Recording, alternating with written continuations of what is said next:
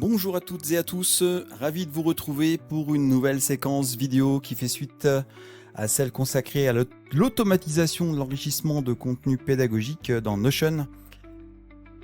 Alors aujourd'hui, je vous montre comment en quelques clics, on peut automatiser la création d'une présentation professionnelle de Gamma directement depuis Notion avec N8N. L'objectif est très simple, gagner du temps, éviter les copier-coller et produire un fichier prêt à l'emploi. Le cheminement qu'on va suivre, il est très simple. On va saisir ce qu'on souhaite dans une petite interface web. Ça va s'enregistrer dans Notion. En arrière-boutique, N8N va assembler les slides. Ça va générer en fait un fichier Markdown qu'on va directement copier-coller dans Gamma. Et on aura une présentation PowerPoint en quelques minutes. Alors, tout commence ici. Une interface web toute simple, créée et générée en vibe coding avec ChatGPT et Claude, où je saisis le titre de ma présentation, donc l'introduction au prompt engineering, et où je choisis les séquences que je vais intégrer. Alors par exemple, voilà, je vais saisir, je vais faire donc cette séquence 13, je vais prendre la séquence 15, et je vais prendre la séquence 16 par exemple. Parfait. Vous voyez, je peux enregistrer. Alors si je mets en brouillon, par exemple, paf, je mets en brouillon. Alors ça va se mettre dans ma petite base Notion en brouillon. Voilà, tac. Et puis à un moment donné, je dis bah tiens, je vais la générer, c'est la bonne.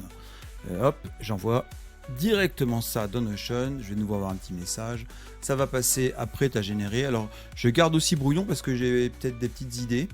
Alors, qu'est-ce qui se passe derrière ça? Derrière, en arrière-boutique, on a ce workflow qui est en train de se déclencher, qui attendait la génération, qui attendait en fait le remplissage de ce petit formulaire pour écrire sur mon disque dur un nouveau fichier. Alors, je vois que j'en ai un qui a été généré il y a quelques minutes qui portait ce même titre. Voilà, j'avais fait le test. Et on va voir, il va voilà, écraser 21h23. Le voici, le voilà. Donc je peux l'ouvrir bien entendu avec Notepad. Ça a été modifié. Oui, je veux le recharger. Je fais un copier-coller du fichier Markdown. Je fais un coller dans Gamma. Et vous l'avez compris, là en fait, il n'y a plus rien à faire en fait. Il a mes textes, le texte de mes slides. Pour information, toutes ces séquences, une trentaine de séquences, quelques webinaires, ça faisait 561 slides. Donc vous comprenez que c'est assez fastidieux si je voulais réorganiser des choses.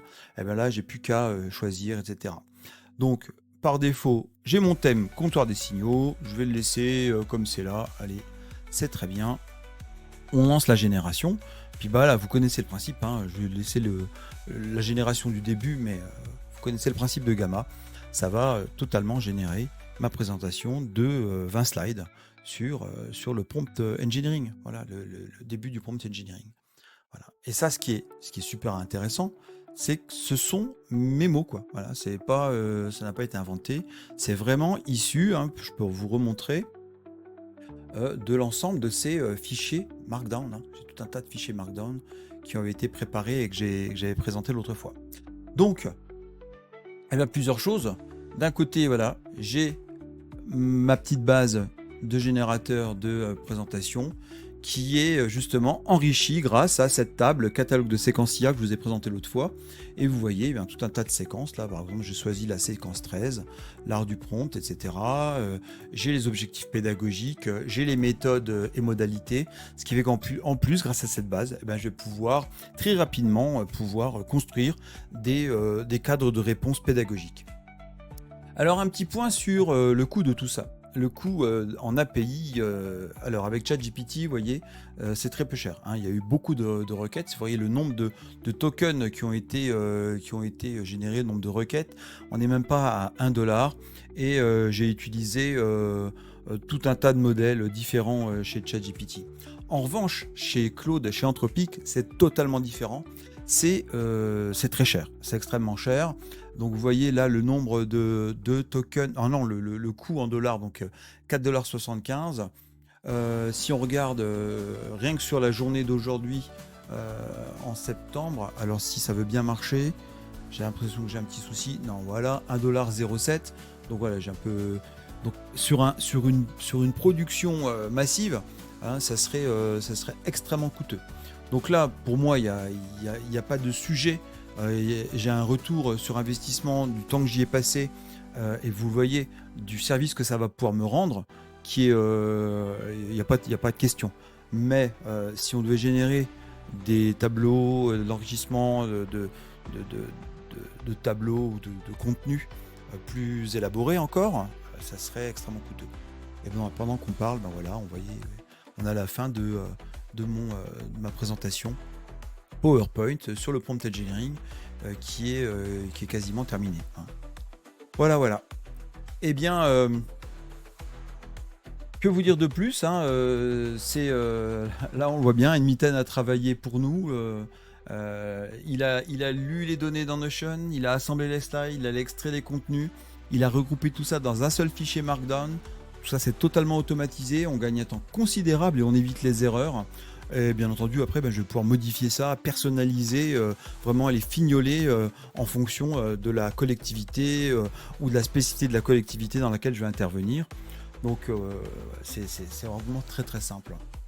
Avec ce processus-là, les agents, les cadres, DGS, même les élus, hein, qui auraient accès à une petite application comme ça, pourraient rapidement produire des présentations PowerPoint fiables en quelques minutes, hein, et sur la base donc d'un contenu qui a été centralisé, qui a été vérifié, etc. en amont, hein, et du coup, même à la limite sans même dépendre de PowerPoint.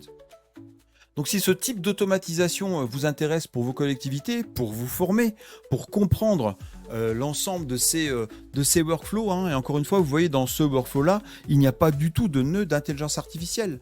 La seule intervention de l'intelligence artificielle, ça a été dans l'enrichissement pédagogique, hein, je vous rappelle, ce premier workflow qui utilise une petite brique ici d'IA. Voilà, écoutez, n'hésitez surtout pas à nous contacter et en attendant, à très bientôt et bonne soirée à vous.